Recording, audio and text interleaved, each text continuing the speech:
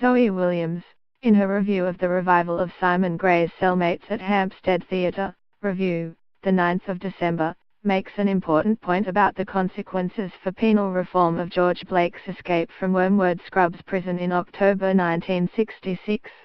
She points out that the Mountbatten report into the escape led directly to the establishment of the parole system in England and Wales. But she also quotes, and thus appears to give credence to, a statement by the documentary filmmaker, George Carey, that there were also quite a lot of people from CND who sprang him. Some for idiosyncratic reasons, but mostly because his sentence was considered inhumane. The first statement is simply untrue. A handful of personal friends of Pat Pottle or myself were involved, mostly after the escape had taken place, when we needed help harboring him and getting him out of the country. Yes, they were supporters of nuclear disarmament, almost all our friends were. But CND as an organization was not involved. Indeed, initially, and understandably, its leadership reacted with consternation when the news broke. Carey is also in no position to say that some CND people acted for idiosyncratic reasons or indeed to make any judgment about their motivation. He never met any of them, with the exception, I believe, of the Rev. John Papeworth, who had publicly acknowledged his role in harboring Blake for several days after the escape, and whose humanitarian motives are beyond question. It was to scotch speculation that CND or the KGB or prominent individuals named in the press were involved in the escape that Pat and I published our book in 1987, The Blake Escape, How We Freed George Blake and Why.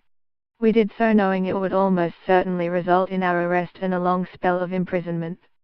Fortunately, despite the fact that Pat and I acknowledged that everything the prosecution accused us of was true and based on our book, the jury listened to our argument that the 42-year sentence on Blake was inhuman, and that the police had known about our involvement more than 20 years earlier but had taken no action at the time, and acquitted us on all counts. Michael Randall Shiplett, West Yorkshire.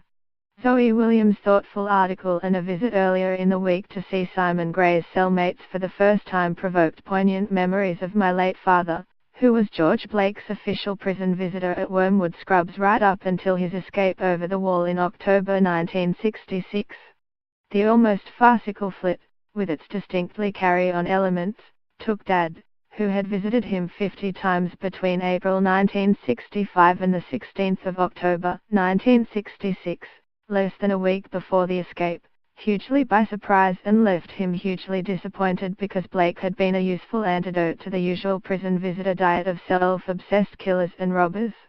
We had nearly 2 years of fascinating conversation, Dad once recalled, though never the politics of his crime.